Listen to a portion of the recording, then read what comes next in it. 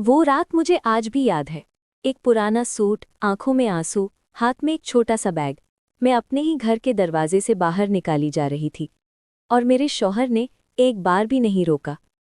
5 साल बाद मैं उसी घर के सामने चीफ गेस्ट बनकर खड़ी थी और उनके चेहरों पर वो हैरानी थी जो मुझे कोई ताकत नहीं दे सकती थी। मेरी सास ने मुझे घर से निकाल दिया।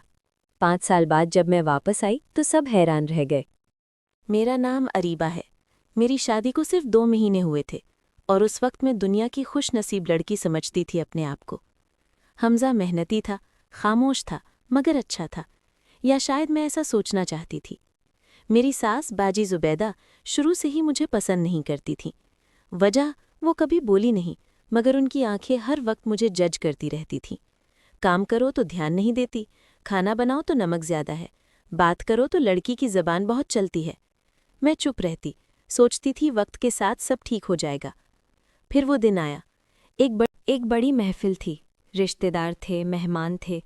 खाना मैंने बनाया था, रात भर जग के, टेबल सजाई थी, सब कुछ ठीक था। और अचानक बाजी जुबैदा उठी सबके सामने और बोली, ये लड़की इस घर के लायक नहीं है, ना काम की ना किसी की, इन्हें अपने घर वापस जाना चाहिए। कमरे में खामोशी छा गई, चम्मच भी रुक गए। मैं जहाँ थी वहाँ जम गई। मेरी नज़र हमजा पर गई। वो नीचे देख रहा था। हमजा, कुछ बोलो, मैंने आंखों ही आंखों में गुजारा की। वो खामोश रहा। उस खामोशी ने मुझे तोड़ दिया, मेरी सास के अल्फाज से ज़्यादा हमजा की खामोशी ने। रात को मैंने अपना सामान उठाया। जब मैं दरवाजे से निकल रही थी, बाजी जुबैदा ने पीछे से आवाज़ दी, वापस मत आना। मैंने मुड़कर नहीं देखा। मैके पहुंची तो अम्मा ने गले लगा लिया।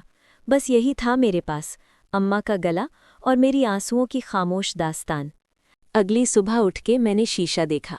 आंखें सूजी हुई थी, मगर फैसला हो चुका था। अरीबा, तू रोने के लिए नहीं बनी। मैंने एक छोटी सी प्राइवेट स्कूल में रिसेप्शनिस्ट की जॉब शुरू की। 3,000 महीने।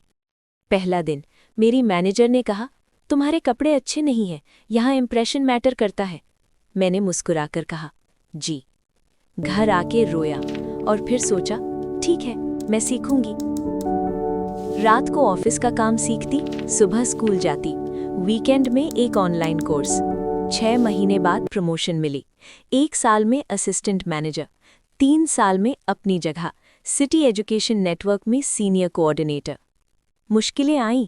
कुछ बार पैसा इतना कम था कि ऑटो रिक्शा का किराया नहीं था। कुछ बार रात को नींद नहीं आई।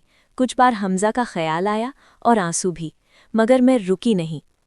5 साल बाद डिस्ट्रिक्ट एजुकेशन बोर्ड का एनुअल फंक्शन था। Chief guest miss Areeba Khan. मुझे याद भी नहीं था कि ये वही मोहल्ले का कम्युनिटी हॉल था जहां कभी मेरी शादी हुई थी। मैं स्टेज पर चढ़ी, लाइट्स थीं, लोग ताली बजा रहे थे और मैंने ऑडियंस में हमजा को देखा। उसके पास बाजी जुबैदा बैठी थीं। दोनों ने मुझे पहचाना। मैंने देख लिया।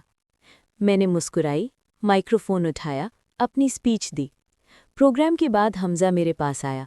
उसकी आंखों में पानी था। अरीबा, मैंने गलती की, बहुत बड़ी गलती। मुझे माफ़ कर दो। मैं कुछ पल खामोश रही। मुझे गुस्सा नहीं आया, दर्द भी नहीं हुआ, बस एक गहरा सुकून था कि मैंने अपनी ज़िंदगी अपने हाथों से बनाई है और इसके लिए मुझे किसी की ज़रूरत नहीं थी। मैंने धीरे से कहा, हमजा, जो हुआ वो वक्त ने किया। तुमने एक रास्ता बंद किया और मुझे 1000 रास्ते मिल गए। तुमने जो किया उसका हिसाब अल्लाह रखेगा। मैं तो बस अपनी ज़िंदगी जी रही हूँ। मैं वहाँ से मुड़ी, चलती गई और उस रात पहली बार इतनी गहरी नींद आई, जैसे कोई बोझ था वो भी उतर गया। सबक: जो लोग तुम्हें तोड़ के जाते हैं, कभी-कभी वही लोग तुम्हारी कामयाबी के सबसे बड़े गवाह बनते हैं। अपनी तकलीफ को अपनी ताकत बनाओ, क्योंकि जो टूट के भी खड़ी रहती है, वक्त उसे ही सलाम करता है।